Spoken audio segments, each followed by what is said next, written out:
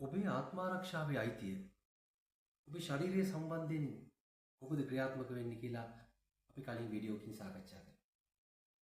හැබැයි ඔබේ ශරීරයට වෙන අනතුරක් පමණක් නෙවෙයි. ඔබේ දුක් මහන්සියෙන් ඔබ හම්බ කරපු දේපල ආරක්ෂා කර ගැනීම සම්බන්ධයෙන් මෙන්න මේ ආත්මාරක්ෂාවේ අයිතිය තියෙනවා කියලා ඔබ දන්නවද? ඒ කොහොමද වෙන්නේ?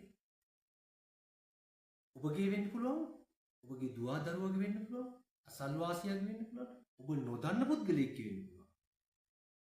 ඔබට අයත් එවැනි දේපලක් යම්කිසි පුද්ගලයෙක් සොරකම් කරන්න උත්සාහ කරනවා, මංකොල්ල කරන්න උත්සාහ කරනවා, නැත්නම් යම් විනාශකාරී කටයුත්තක් කරන්න උත්සාහ කරනවා නම්, අනර්ථයක් කරන්න උත්සාහ කරනවා. අන්න එවැනි අවස්ථාවකදී ඔබට මේ දේපල සම්බන්ධයෙන් ආත්මාරක්ෂාවේ අයිතිය පාවිච්චි කරන්න නීතියෙන් ඉඩක් තියෙනවා. මොන නීතියක් යටතේද මේක සාකච්ඡා වෙන්නේ? ශ්‍රී ලංකා දණ්ඩ නීති සංග්‍රහයේ 89, 90, 96 කියන වගන්ති වලින් මේ දේපල සම්බන්ධයෙන් ආත්මාරක්ෂාව ක්‍රියාත්මක වෙන්නේ කොහොමද කියන එක සාකච්ඡා. එතනදී සරල උදාහරණයක් ගනිමු.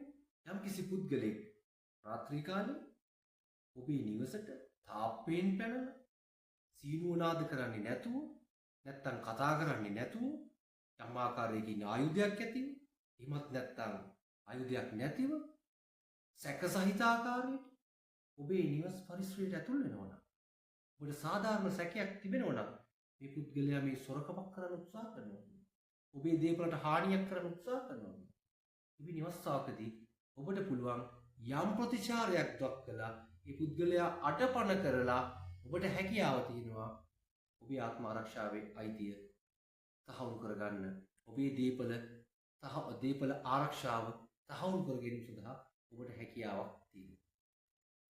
ඒතර මේ ඔබ දක්වන ප්‍රතිචාරය නිසා අනිත් පුද්ගලයා මිය ගියා කියමු. මොකක්ද ඒ වෙලාවේදී අපි කරන්නේ?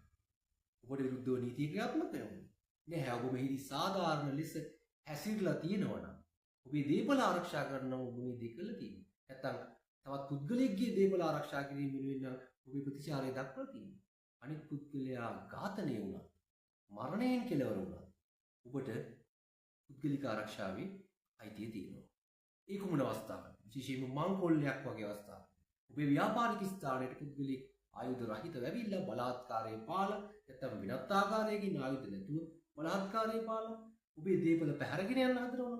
ඔබේ රත්රන් මාලය කඩාගෙන යන්න හදනවා. ඔබේ මුදල් පසුම්බිය පැහැරගෙන දුවන්න හදනවා. මේ වගේ අවස්ථාවක මංකොල්ල